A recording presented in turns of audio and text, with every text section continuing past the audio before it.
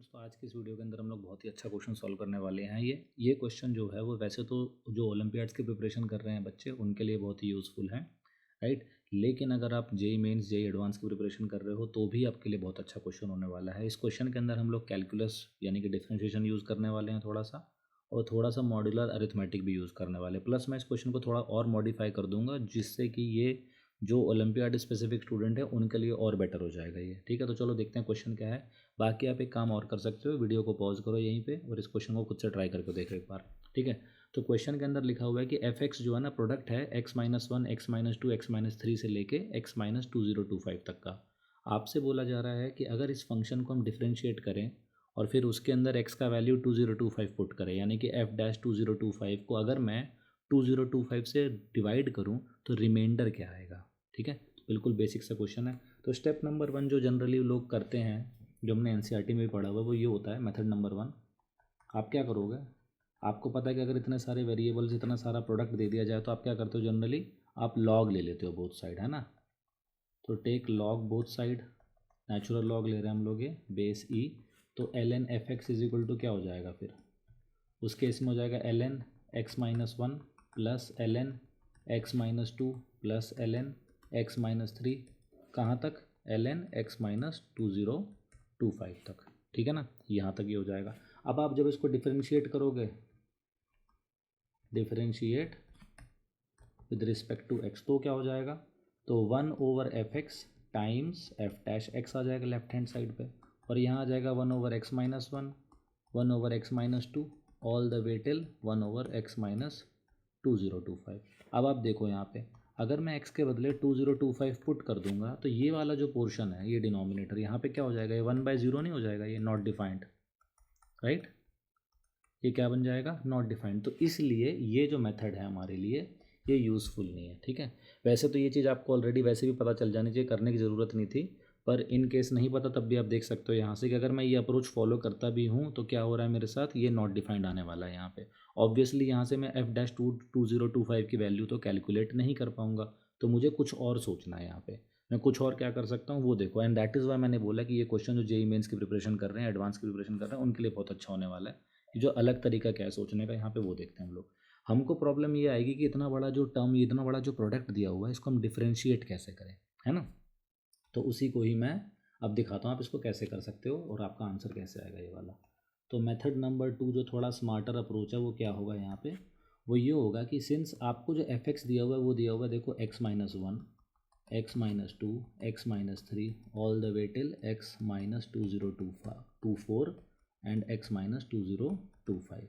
आप एक काम करो, इसको एक फंक्शन मान लो और इसको एक फंक्शन मान लो। इसको आप बोल दो कि ये पी एक्स है और इसको आपने बोल दिया कि ये क्यू एक्स है, ठीक है। अब मैं क्या कर सकता हूँ यहाँ से, अब मैं कह सकता हूँ कि भाई एफ एक्स जो है वो मेरे पास प्रोडक्ट है किसका, दो फंक्शंस का, P x and Q x, right. अब मैं यहाँ से इसको डिफ्रेंशिएट करूँगा तो कैसे करूँगा, मैं लिख दूंगा d/dx of F X is basically equal to क्या, एक बार पी एक्स को छोड़ा तो क्यू एक्स का डेरिवेटिव किया, प्रोडक्ट रूल लगा रहा हूँ मैं बेसिकली, है ना। और एक बार क्यू एक्स को छोड़ा तो पी एक्स का डेरिवेटिव कर दिया, ये आ गया मेरे पास यहाँ से आता है, ठीक है। बिल्कुल बेसिक सा आइडिया ये। तो यहाँ से क्या मिलेगा मुझे, लेफ्ट हैंड साइड तो मैं लिख दूंगा एफ डैश एक्स।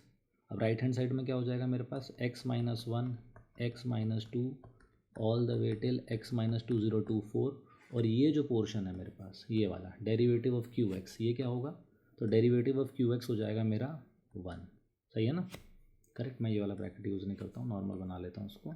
तो ये हो गया 1, क्योंकि डेरिवेटिव ऑफ x-2025 तो ऑब्वियसली 1 ही होगा ना, 1 - 0, है ना, ठीक है।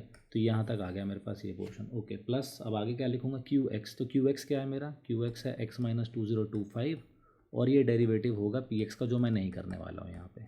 क्यों, क्योंकि मुझे डायरेक्टली क्या क्वेश्चन में बोला था, क्वेश्चन में बोला है कि f-2025, ये देखो यहाँ लिखा है ना f-2025, ये कितना होगा वो बताओ आप, राइट। ये दिख रहा है ना, ये वाला पोर्शन हमसे बोला कैलकुलेट करने को f-2025। तो मैं डायरेक्टली देखूँ, अगर यहाँ पे, अगर मैं डायरेक्टली यहाँ पे लिख दूँ put x is equal to 2025, तो क्या हो जाएगा, f-2025 कितना आ जाएगा, यहाँ से देखो आप, ये जो पोर्शन है, ये जो पोर्शन है, इसका क्या वैल्यू मिलेगा आपको जब आप x के बदले 2025 पुट करोगे तो 2024 है ना, और उसके बाद 2025 3 all the way till 1। Basically ये 2024 फैक्टोरियल हो गया। और प्लस यहाँ से कितना हो जाएगा इस पोर्शन में, इधर आप अगर x के बदले 2025 पुट करोगे तो क्या मिलेगा आपको, 0 मिलेगा। तो डायरेक्टली अगर मैं देखूँ यहाँ से तो मैं कह सकता हूँ कि f डैश 2025 क्या आ रहा है मेरा, कितना आ रहा है f डैश 2025 2024 फैक्टोरियल आ रहा है। सिंपल, देखो यहाँ पे आराम से हमने सॉल्व कर दिया। क्वेश्चन क्या था हमारा, क्वेश्चन था कि इसको अगर मैं डिवाइड करूँ 2025 से तो क्या रिमाइंडर आएगा, ठीक है ना, ये है मेरा क्वेश्चन यहाँ पे। तो यानी कि नाउ मुझे क्या फाइंड करना है, मुझे फाइंड करना है कि 2024 फैक्टोरियल मॉड 2025 कितना होगा। तो सिंपल है, ये 2025 के फैक्टर्स बना लेते हैं हम लोग। तो 2025 हो जाएगा 5 4 और यहाँ से ये, तो ये 9 और 9, तो देखो यहाँ से कितना मिल गया 25। बेसिकली 2025 के बारे में बता रहा हूँ मैं। तो 2025 कितना आ गया मेरा 25 और 81, और ऑब्वियसली ये दोनों के दोनों नंबर जो है ना 2025 के अंदर हैं ही, राइट। आप 2024 को 2024 फैक्टोरियल को कैसे लिखोगे, आप यही तो लिखोगे ना, 2024 फैक्टोरियल क्या होगा 1 × 2 × 3 ऑल द वे टिल 2024। और आप इसको डिवाइड करने वाले हो किससे, 2025 से।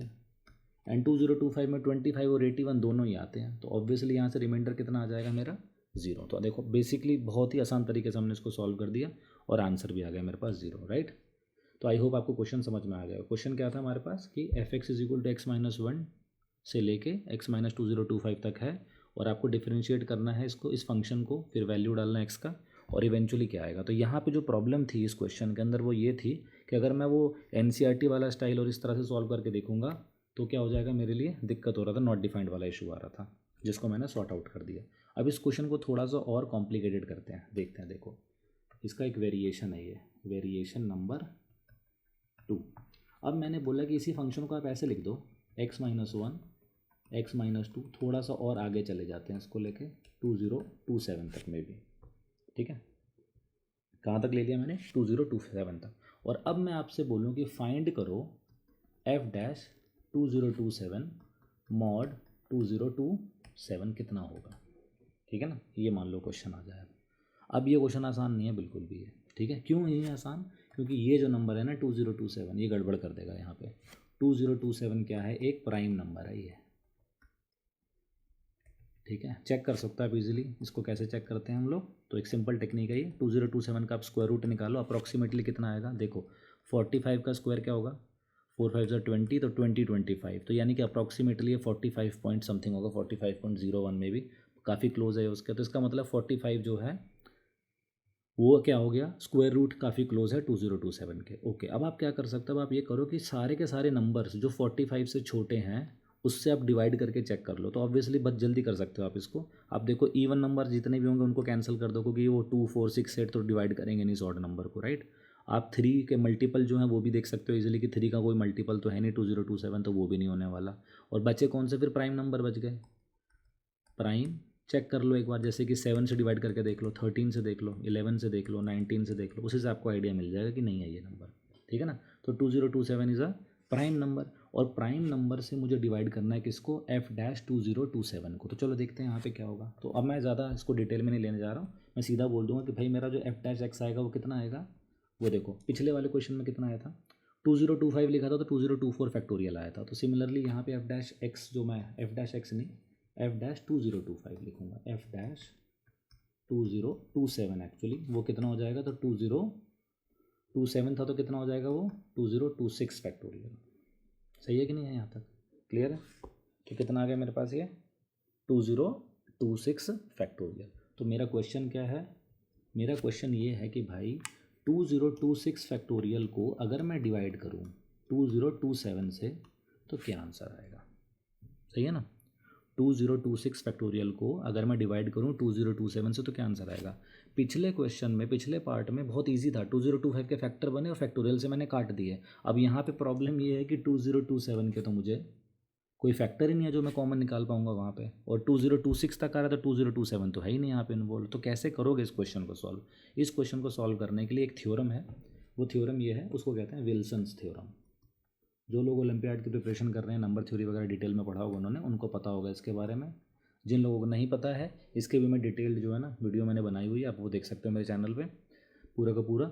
यहाँ पे मैं आपको बस इसका बेसिक सा स्टेटमेंट बता देता हूँ। तो स्टेटमेंट ये है कि अगर कोई भी नंबर है प्राइम नंबर, ठीक है, for any prime number p, for any prime number p-1 का अगर फैक्टोरियल कर दोगे आप और उसको डिवाइड कर दोगे p से तो रिमाइंडर -1 आएगा, ठीक है। रिमाइंडर क्या आएगा हमारे पास, -1 आएगा। या फिर आप इसको ऐसे समझ लो कि p-1 का factorial +1 is always divisible by p, यानी कि क्या रिमाइंडर देगा वो आपको 0 देगा, ठीक है। तो p-1 का फैक्टोरियल +1 को अगर आप डिवाइड करते हो p से तो रिमाइंडर कितना आएगा, 0 आएगा। अब हमारे केस में देखो क्या है, ये नंबर है प्राइम, ये p हो गया और ये क्या हो गया हमारा p-1। सो देयरफॉर हम लोग कह देंगे सीधा सीधा कि भाई 2026 फैक्टोरियल को अगर आपने डिवाइड किया 2027 से तो रिमाइंडर कितना आएगा, -1। हम लोग जनरली रिमाइंडर माइनस में नहीं छोड़ते हैं, हम लोग क्या कर देंगे, इसको ठीक कर देंगे। तो ये किसके बराबर होगा, 2026 के बराबर होगा, ठीक है। अगर आपको ये वाला आइडिया नहीं पता कि कैसे करते तो मैं एक ब्रीफ सा देगा हूँ, बता देता हूँ। जैसे देखो फॉर एग्जांपल 4 को अगर आप 3 से डिवाइड करोगे तो रिमाइंडर कितना आएगा, 1 आएगा, राइट। अब मैं अगर 2 को डिवाइड करूँगा 3 से तो रिमाइंडर कितना आएगा। आप कह सकते हो कि सिंस ये तो नंबर खुद छोटा है तो आप बोल दो 2, या फिर आप कह सकते हो -1, ठीक है। अब ये -1 अगर मैंने लिखा तो -1 से 2 कैसे लाऊंगा, जो डिवाइज़र दिया हुआ है आप क्या करो उसको ऐड कर दो उसमें, तो 3 - 1 क्या हो गया, 2 हो गया यहाँ पे। सेम तरीके से मैंने यहाँ पे किया, हमारा डिवाइज़र क्या है यहाँ पे 2027, उसको मैंने डिवाइज़र इसमें रिमाइंडर में ऐड कर दिया, क्या आंसर मिल गया मुझे 2026। If you are focusing on positive reminder, तो मेरा इस क्वेश्चन का आंसर क्या है 2026 है। तो जो पिछला क्वेश्चन था उसमें आपको मैंने ये टेक्निक सिखाई कि कैसे आप इसको डिफरेंशिएट कर सकते थे जिससे कि आपको F-2025 मिल जाए। जो मैंने इसका वेरिएशन कराई है ओलंपियाड वाले स्टूडेंट्स के लिए, जिसमें मैंने ये दिखाया उनको कि वो इतना बेसिक सा क्वेश्चन नहीं देंगे कि आपको नंबर दे देंगे और वो फैक्टराइज हो जाएगा इजीली, आपको वो प्राइम नंबर देंगे। प्राइम नंबर का जो थ्योरम है यहाँ पे वो भी आपका रिवाइज हो गया, विल्सन्स थ्योरम, इसको यूज़ करके हम लोगों ने ईजिली इसको सॉल्व कर दिया। इसी तरह से और भी बहुत सारे नंबर थ्योरी से रिलेटेड डिफरेंट कॉन्सेप्ट्स और हमने थ्योरम्स वगैरह पढ़े हैं, तो आप उनको भी मेरे चैनल पे देख सकते हो। बाकी मैं कोशिश करूँगा कि उन सबको ना एक सिंगल प्लेलिस्ट के अंदर अटैच कर दूँ, जिससे आपको अगर कोई चीज़ नंबर थ्योरी लाइक स्क्रैच से पढ़ना है तो आपको समझ में आ जाएगा सारा का सारा, ठीक है। तो आई होप ये वीडियो में आपको सब काफ़ी कुछ समझ में आ गया होगा। इन केस कोई डाउट होगा तो आप उसमें कमेंट में लिख देना, या कोई गलती अगर आपको दिख गई होगी तो वो भी लिख देना, मैं उसको रिजॉल्व कर दूँगा, ठीक है। तो चलो मिलते हैं नेक्स्ट वीडियो के अंदर।